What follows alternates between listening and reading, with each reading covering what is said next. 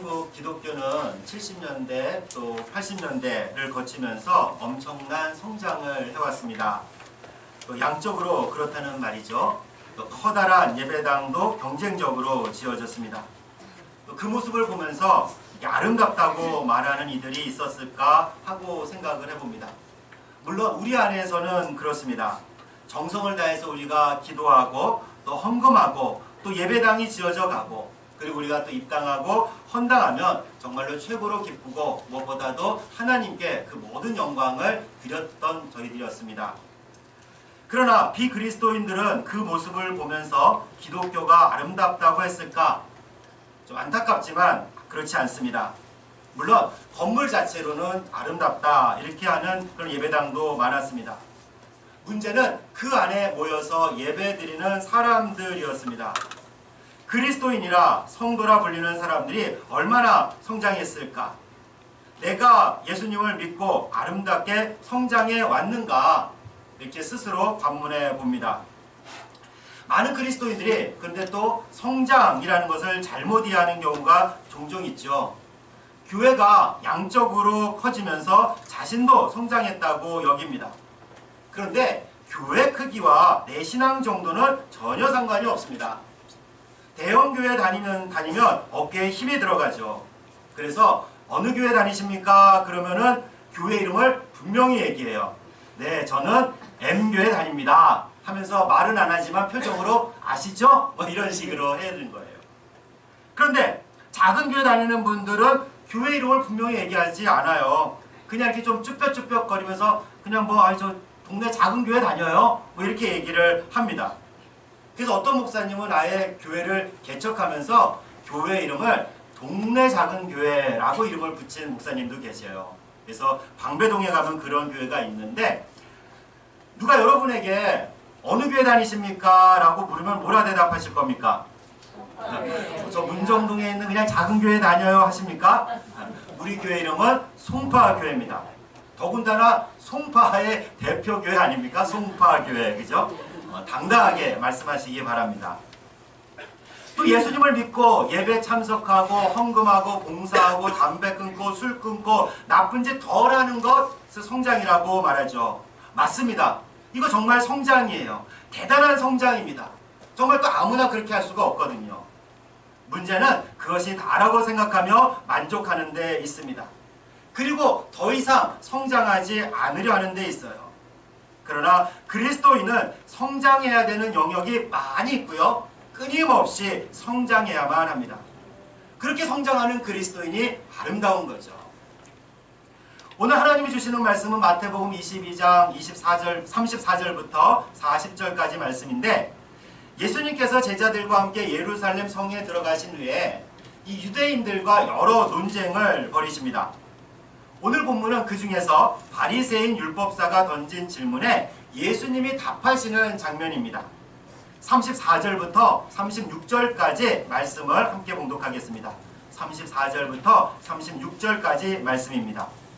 예수께서 사두개인들로 대답할 수 없게 하셨다 함을 바리새인들이 듣고 모였는데 그 중에 한 율법사가 예수를 시험하여 묻되 선생님, 율법 중에서 어느 계명이 크니까? 아멘.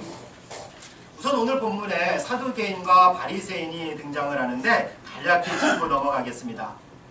당시 이스라엘에는 크게 보아 두 집단이 나라를 주도하고 있었어요. 그게 사두개인과 바리새인입니다. 사두개인은 유대교의 귀족 계급으로서 약간 세속적인 집단이에요. 모세오경만 받아들였고 부활을 믿지 않았습니다. 종교와 정치에서 권력을 잡고 있었죠. 반면에 이 바리새인들은 일종의 경건파 유대인이라 할 수 있습니다.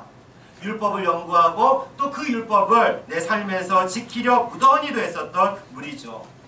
모세오경뿐만 아니라 예언서, 시편을 성경으로 인정하고 부활도 받아들였습니다.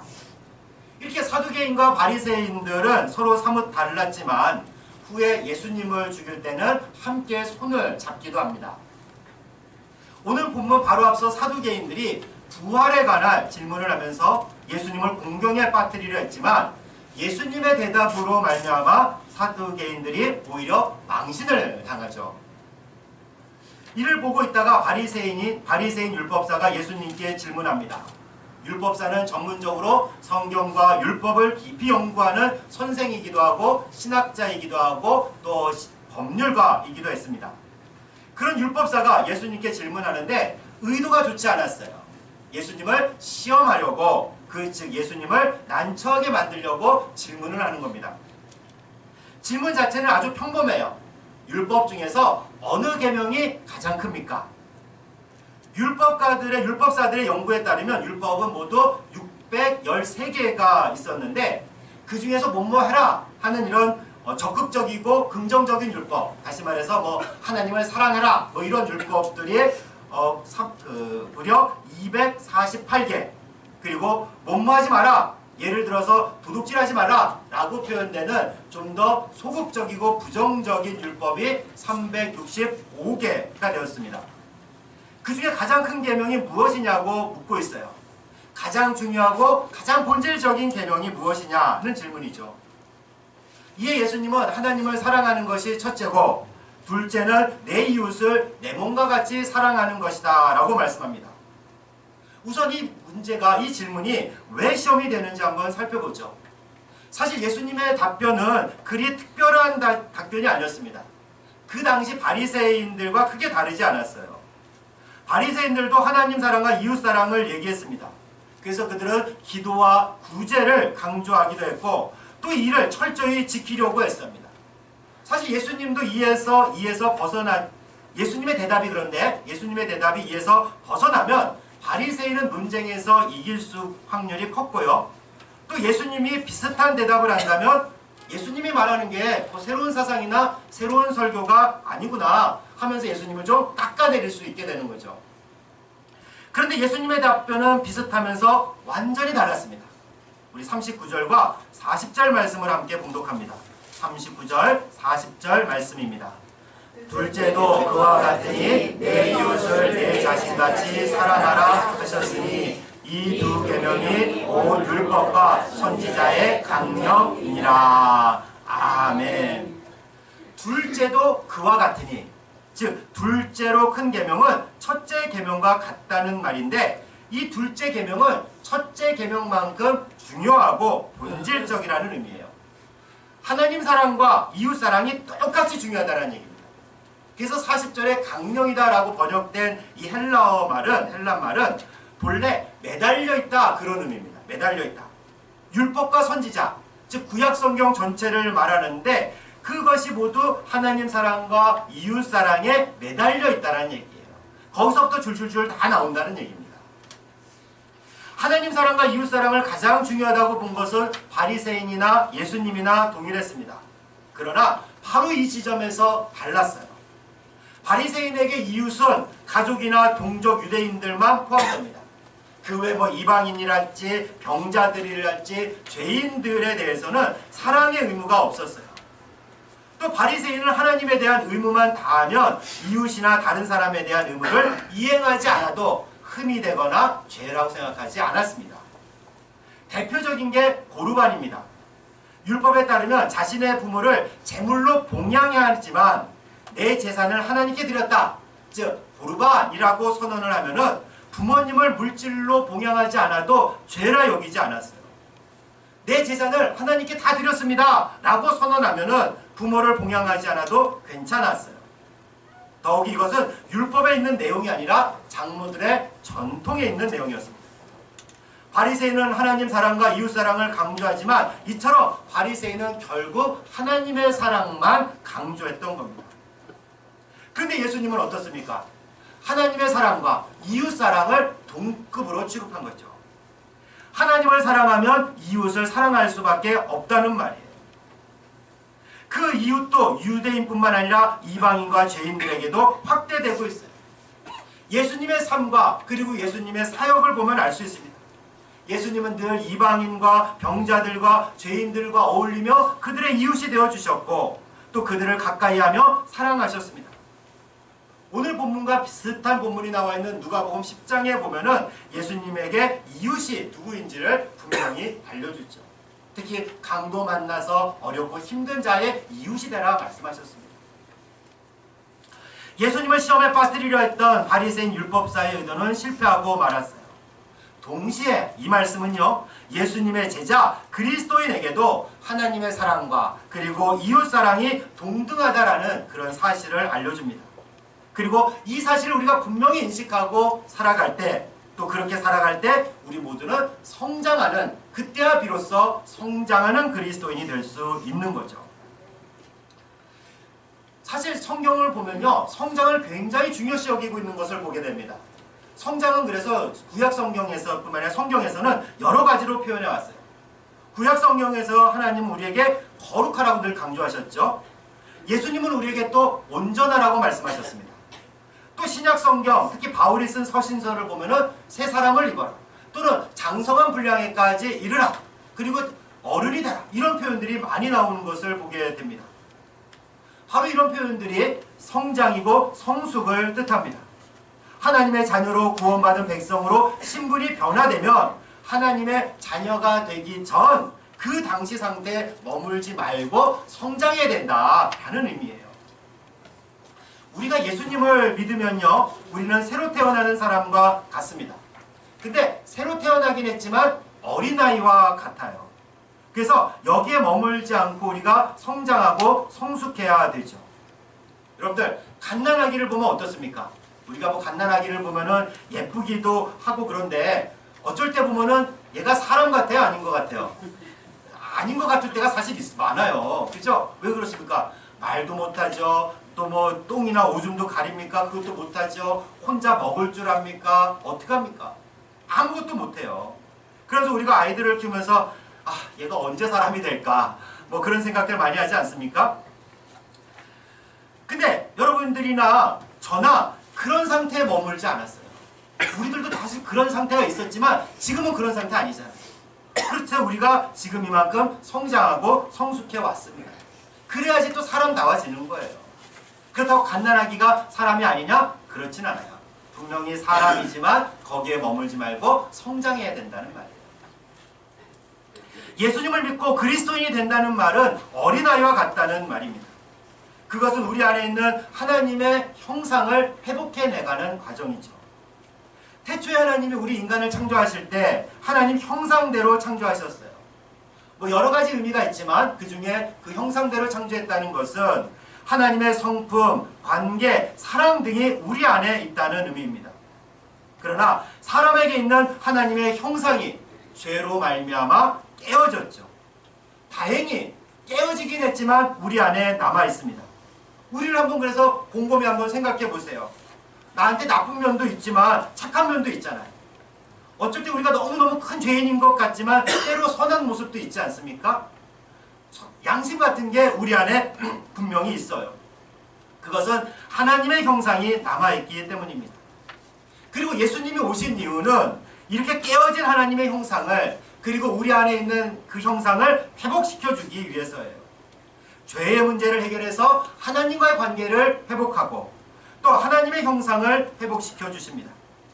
우리가 예수님을 구세주로 믿고 그분을 나의 주님으로 영접하게 되면 신분이 변화되어 하나님의 자녀가 되고 새 사람이 되는데 어린아이와 같아요. 그래서 이제 성장하고 성숙해 가야 합니다. 깨어진 하나님의 형상이 조금씩 회복되어 가야 돼요. 그래서 우리 모두는 이 회복되어 가는 과정이다 라고 말할 수가 있습니다.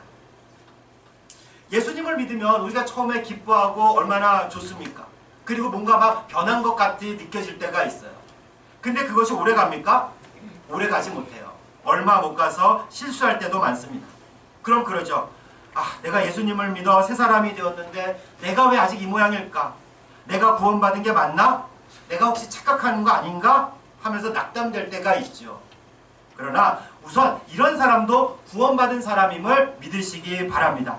맞아요. 구원받은 사람이에요. 하나님의 자녀요 새 사람입니다. 분명히 그렇습니다. 그런데 그와 동시에 자라나야 돼요. 성장하고 성숙해 가야 하는 존재입니다. 그래야 우리가 온전한 그리스도인이 되는 거죠. 그런데 이 온전함에 대해서 많은 분들이 오해하기도 하죠. 온전함 그러면 왠지 뭐가 우리가 완벽해야 될 것 같고 완전해야 될 거라고 생각을 합니다.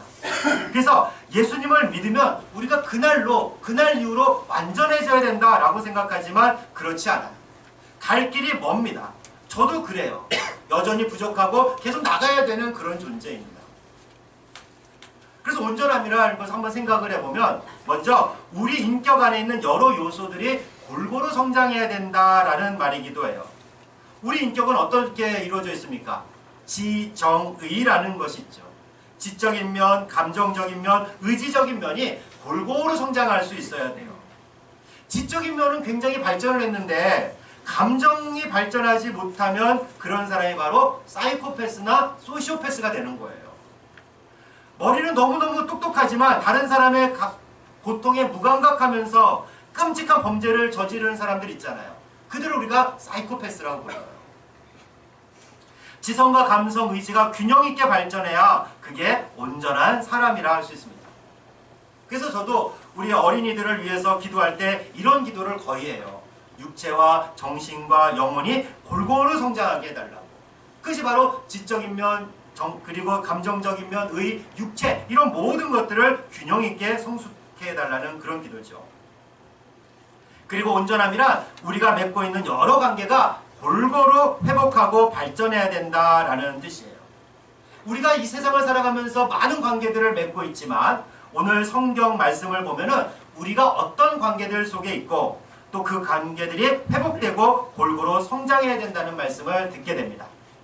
우리 37절부터 39절까지 말씀을 함께 봉독하겠습니다. 37절부터 39절까지입니다. 예수께서 이르시되 내 마음을 다하고 목숨을 다하고 뜻을 다하여 주 너희 하나님을 사랑하라 하셨으니 이것이 크고 첫째 되는 계명이요 둘째도 그와 같으니 내 이웃을 내 자신과 같이 사랑하라 하셨으니. 아멘. 하나님을 사랑하고 이웃을 사랑하라. 얼핏 보면 이 두 가지라고 볼 수가 있는데요. 하나님과의 관계, 이웃과의 관계를 말하는 것 같습니다. 근데 조금 자세히 살펴보면은 이웃을 사랑하는데 내 자신과 같이 사랑하라 라고 말씀하고 계세요. 다시 말해서 나 자신을 사랑하는 것, 나 자신과의 관계도 중요하다라는 겁니다. 그리고 이웃과의 관계도 우리가 좀 생각해보면 어떻습니까? 이웃은 내가 속해 있는 공동체를 말하기도 하지만 또 이 세상으로 나누어 생각할 수도 있죠.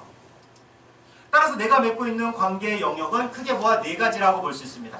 첫 번째는 하나님과 나와의 관계, 그리고 나 자신과의 관계, 그리고 내가 속해 있는 공동체와의 관계, 그리고 이 세상과 나와의 관계. 우선 하나님과의 관계를 살펴보죠. 이게 가장 중요해요. 우리의 창조자이자 구원자이자 주님이 우리 하나님 아닙니까? 그리고 예수님으로 인해서 먼저 하나님과의 관계가, 이런 관계가 회복되어야 돼요. 예수님을 통해서 하나님을 알게 됩니다. 그런데 우리는 예수님을 믿으면 그것이 끝이라고 생각하는 경향들이 많이 있어요. 새가족 공부하면 끝이라고 생각을 해요. 그러나 그게 아니에요. 우리는 계속해서 하나님을 알아나가야 돼요. 여러분, 하나님을 얼마나 많이 알고 계십니까? 내가 신앙생활 1년 됐다, 10년 됐다 뭐 이렇게 말씀하시는 분들도 있지만 하나님에 대해 말씀해 보십시오 라고 하면은 여러분들 얼마나 말씀하실 수 있어요? 신학적인 얘기를 하라는 얘기는 아니에요. 물론 신학적으로도 우리가 좀 알아야 돼요. 우리가 믿는 하나님은 삼위일체 하나님이시고 그분은 전지전능하시고 창조자이고 우리의 구원자이고 그리고 우리를 위해서 독생자 예수님을 보내주신 분이야. 그리고 우리는 성령님도 같이 계셔. 우리가 이 정도 얘기하면은 신학적으로도 훌륭해요. 그래서 우리가 이 정도만 알아도 뭐 어머니 하나님이란 말이 얼마나 황당한 말인지를 우리가 알게 됩니다. 그런데 하나님에 대해 안다는 것은 이런 신학적인 이야기를 뛰어넘습니다. 그것은 바로 우리와 여러분과 하나님의 이야기가 있어야 된다는 얘기. 이야기. 사연이 있어야 됩니다. 개인적인 경험이 있어야 돼요. 그러면서 하나님에 대해 알아가는 거예요. 여러분, 성경 말씀을 읽으면서 하나님을 경험할 수 있어요. 그런 이야기. 내가 어떤 문제가 있을 때 하나님께 기도한 얘기. 그 기도를 하나님께서 어떻게 응답하시고 어떻게 우리를 이끌어 가셨는지 그에 대한 이야기.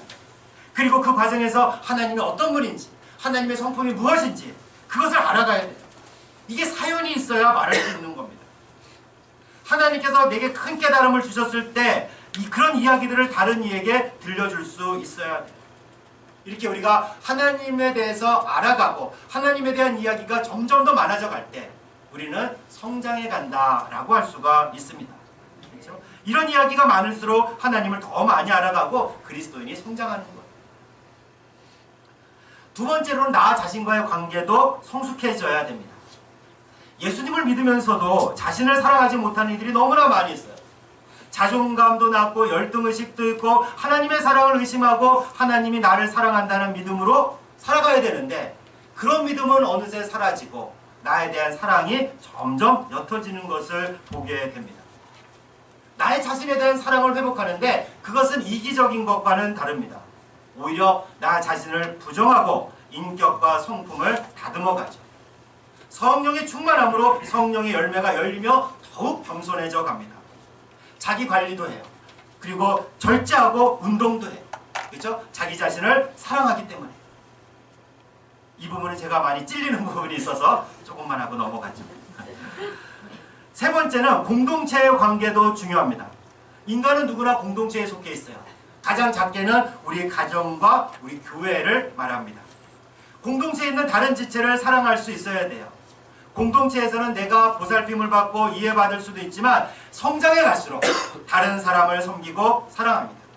특히 연약한 지체를 섬기고 새로 예수님을 영접한 이들을 성장시키기 위해서 공동체가 함께 노력해야 돼요.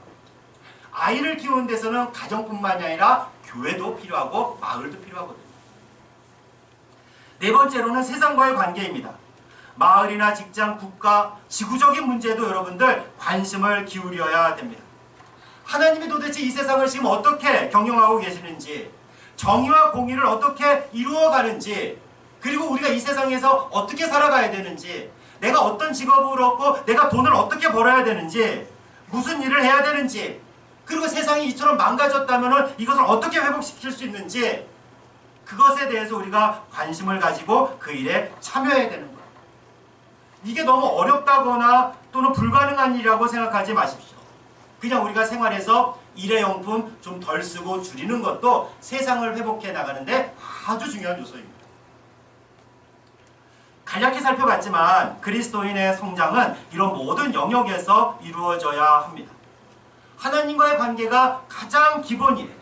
그리고 이 관계를 회복할 때 다른 관계도 올바르게 회복이 되어야 합니다. 하나님과 나의 관계가 바탕으로 해서 나를 더욱 사랑할 수 있고요. 그리고 그런 사람이 공동체를 더욱 사랑하고 세상에서도 하나님이 하시는 일에 참여하는 기쁨을 누리게 됩니다. 앞서 우리가 바리새인들은 하나님과의 관계를 중요시 여기면서 다른 관계를 소홀히 했지만 예수님은 이 모든 관계를 동등하게 취급하셨다는 점에 주목하셔야 돼요. 모든 관계가 골고루 성장하는 것이 바로 온전함입니다. 하나님과 관계가 올바로 회복되고 하나님을 바르게 사랑하면은 다른 관계들도 이렇게 바르게 회복될 수밖에 없는 거예요. 우리 그리스도인들은 이런 모든 영역에서 균형 있게 전인격적으로 성장해 가야 합니다. 그리고 또 마지막으로 중요한 요소가 있어요. 지속적으로 성장해야 한다는 점입니다. 이만하면 됐지. 내가 또 뭐래. 이 나이에 내가 또 뭐래. 이렇게 생각할 수도 있지만 그래서는 안 돼요. 사도 바울도 빌립보서 3장에서 뭐라고 말했습니까? 지금까지 내가 이룩한 거 많이 있지만 그거 내가 다 잊어버리겠다. 그리고 이제 앞에 있는 표대, 목표를 향해서 나도 달려나가겠다. 그 얘기를 사도 바울이 늙음하게도 하고 있지 않습니까? 우리는 이 세상이 떠날 때까지 성장해야 됩니다. 그리고 이렇게 성장할 때 우리는 아름다운 그리스도인으로 변화되어 가는 겁니다. 사랑하는 자매 형제 여러분, 그리스도인으로서 성장하고 있습니까? 하나님과의 관계에서, 자신과의 관계에서, 공동체와의 관계에서, 세상과의 관계에서 성장하며 성숙해 가고 있습니까? 골고루 지속적으로 성장하고 있습니까? 이렇게 되지 못하는 데는 의외로 많은 그리스도인들이 이런 성장이 불가능하고 그렇게 사는 것은 재미없는 일이라고 생각을 하죠. 내가 예수 믿었어. 나 그럼 이제 천국행 티켓 가졌어. 그러니까 난 죽을 때까지 이렇게 살아도 된다고 여깁니다. 그러나 우리는 단순히 천국행 티켓을 손에 넣은 사람뿐만이 아니라 예수님을 믿으면서 우리의 신분, 우리가 하나님의 자녀가 됐고 하나님의 나라의 시민이 됐어요. 그렇기 때문에 우리는 하나님 나라의 시민으로서 하나님의 자녀로서 이 세상을 살아가는 거예요. 그렇게 살아가는 것은 물론 어려운 일이지만 불가능하지 않습니다. 포기하지 마십시오. 그리스도인으로 성장하며 사는 것은 재미없는 인생이 아니라 그렇게 살아갈 때 얼마나 기쁘고 얼마나 큰 감사가 넘치는지 우리가 경험해 봐야 돼요. 그래서 그렇게 살아가는 것은 우리가 지켜야 될 율법이나 또 다른 의무가 아니라 그리스도인으로서 누려야 될 특권이다 라고 말씀드릴 수 있습니다. 아멘. 사랑하는 여러분, 결단하셔야 돼요. 어린아이로 계속 머물 건지 끊임없이 균형 있게 성장할 것인지 결단하셔야 합니다. 지금 상태에 만족하지 마십시오. 성장을 갈망하십시오. 이런 하나님의 부르심에 도망가거나 외면하지 말고 더 아름답고 더 멋진 그리스도인으로 성장해가는 여러분과 제가 되기를 주님의 이름으로 축원합니다. 아멘.